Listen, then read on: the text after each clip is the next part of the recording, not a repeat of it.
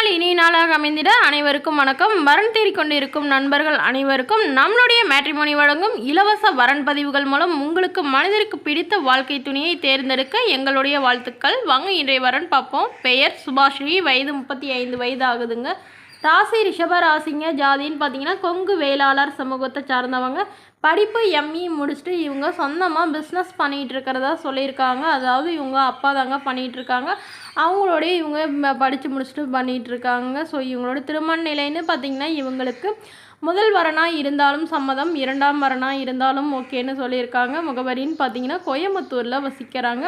So இவங்களுடைய வசதி நிலைன்னு எடுத்துட்டிங்கன்னா இவங்க நல்ல ஒரு ரிச் ஃபேமிலிங்க. வீடு நிலம் கார்னு நல்ல ஒரு வசதியானவங்க.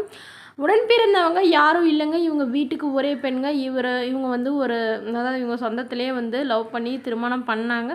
பட் கருத்து வேறுபாடுனால பிரிஞ்சு வந்துட்டாங்க. அப்புறம் ஒரு ஆக்சிடெண்ட்டில் தவறிட்டதாகவும் சொல்லியிருக்காங்க.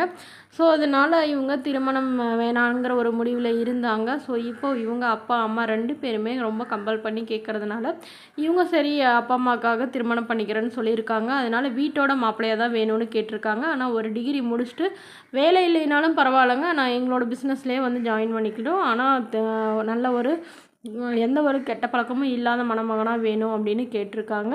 இவங்களுடைய அப்பா என்ன சொல்லியிருக்காங்கன்னா, எங்களோட பொண்ணோட ஃபோட்டோவை கொஞ்சம் மறைச்சி போடுங்க, நேரில் வந்து கேட்டால் கொடுத்துருங்கன்னு சொன்னதுனால ஃபோட்டோ கொஞ்சம் மறைச்சி போட்டிருக்கோங்க. இந்த மணமகளை உங்களுக்கு பிடிச்சிருந்தா கீழே உள்ள வாட்ஸ்அப் நம்பரை தொடர்பு கொள்ளவும். அடுத்த வரன் பெயர் பார்த்தீங்க பிருந்தா, வயது 39 வயது ஆகுதுங்க. ராசி துலாம் ராசிங்க. ஜாதின்னு பார்த்தீங்கன்னா கொங்கு வேளாளர் சமூகத்தை சார்ந்தவங்க. படிப்பு 12ஆம் வகுப்பு முடிச்சுட்டு இவங்க சொந்தமாக ஃபோன் கடை வச்சு ரன் பண்ணிட்டு வரதா சொல்லியிருக்காங்க. இவங்களோட திருமண நிலைன்னு பார்த்தீங்கன்னா இவங்களுக்கு 2ஆம் மனம் தாங்க. இவங்களுடைய முகவரின்னு பார்த்தீங்கன்னா ராணிப்பேட்டையில் வசிக்கிறாங்க. ஸோ இவங்களுக்கு திருமணமாகி ஒரு வருடத்திலேயே இவங்களுடைய கணவருக்கும் இவங்களுக்கும் ஏற்பட்ட கருத்து வேறுபாடுனால் பிரிஞ்சுட்டு 2 பேரும் விவாகரத்தும் பண்ணிக்கிட்டாங்க. அவர் வேறொரு திருமணம் பண்ணிக்கிட்டதுனால ஸோ இவங்களும் வந்து பண்ணிக்கலாம் அப்படிங்கிற ஒரு முடிவில் இருக்காங்க. அதனால் ஓரளவு படிச்சுட்டு ஒரு சின்னதாக ஒரு தொழில் செய்யக்கூடிய மணமகனாக இருந்தாலும் சரி, ஒரு மாதம் 15,000 சம்பளத்துக்கு வேலைக்கு போகிற மணமகனாக இருந்தாலும் ஓகே. ஆனால் நல்ல குணமான இருக்கணும், ஓரளவு நடுத்தர குடும்பத்தை சார்ந்த மணமகனாக வேணும்னு தாங்க இவங்க கேட்டிருக்காங்க. மணமகளோட வசதி நிலைன்னு எடுத்துட்டிங்கன்னா இவங்களுக்கு சொந்தமாக 2 மாடி வீடு இருக்குங்க. அது இல்லாமல் ஒரு 1/2 ஏக்கர் நிலம் இருக்குங்க. இவங்க ஒரு 20 சவரன் நகை சேர்த்து வச்சுருக்கிறதாவும், அது இல்லாமல் ஒரு 5 லட்ச ரூபா கையிருப்பாக வச்சுருக்கிறதாவும் சொல்லியிருக்காங்க.